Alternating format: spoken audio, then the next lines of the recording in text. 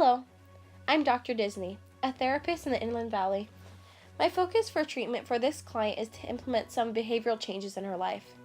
It is important to understand that a phobia is irrational, and once she learns that, she will be able to live her life in a healthier way. Elsa is a very strong-willed person and does not handle her anxiety very well. Agoraphobia is defined as the fear of places and situations that might cause panic. However, once a fear starts to affect one's life, it becomes a phobia, which perfectly describes Elsa's tendency to shut everyone out of her life at any sign of distress. She almost kills her sister Anna when she's merely a child, and to this day is still traumatized. With permission from my client, here's an inside look from our session yesterday. So Elsa, what brings you into my office today? Well, it seems like whenever I'm around anyone, I sort of just release snow uncontrollably. So what you're telling me is that you feel anxious that you'll hurt others when in public. Yeah, I guess so. I never really thought about it that way. What do you tend to do when you feel these emotions? I kind of block everyone out, even my sister Anna. That is extremely unhealthy. Elsa, you can't block out those who love you simply because you can't control your own instincts. But doctor, I almost killed my sister Anna with my ice power. Sure you did, Elsa. This phobia you have out of the outside world is affecting your lifestyle, and that is definitely a problem. However, you must know that your fear is very unlikely to come true. I mean, snow powers, really? But I'm only here to help, so I will slowly assist you into the outside world. My next client is Belle. Now, Belle is a perfect example of Stockholm Syndrome. What initially starts as a strategy for survival turns into a very strange and unhealthy attachment between the victim and the aggressive capture. The beast even kidnaps an old man for no good reason and Belle in exchange, which is not quite as beautiful as the movie portrays. My plan for treatment for this client is to help her see that her thoughts are illogical.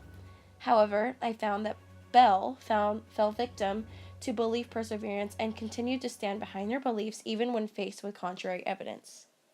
Okay. So Belle, what brings you into my office today? Well, my father thinks that my relationship with the beast may not be healthy, but this is the happiest I've been in my whole life. Okay, well, tell me how you and Beast met. Well, it's a funny story. See, he took me hostage into his mansion, but then I discovered what a kind and compassionate person he is. Well, animal. You're telling me you fell in love with your capture? Belle, what are you doing? This creature kidnapped you with no thought of your well-being, and now you're in love? But you don't understand. He's a kind and well-mannered beast to me. Belle, I need you to see me again next week. I have diagnosed my next client with OCD, obsessive compulsive disorder. I plan to treat her through active listening and client-centered therapy. Her obsessions consist of the thoughts she has like, Who cares? No big deal. I want more.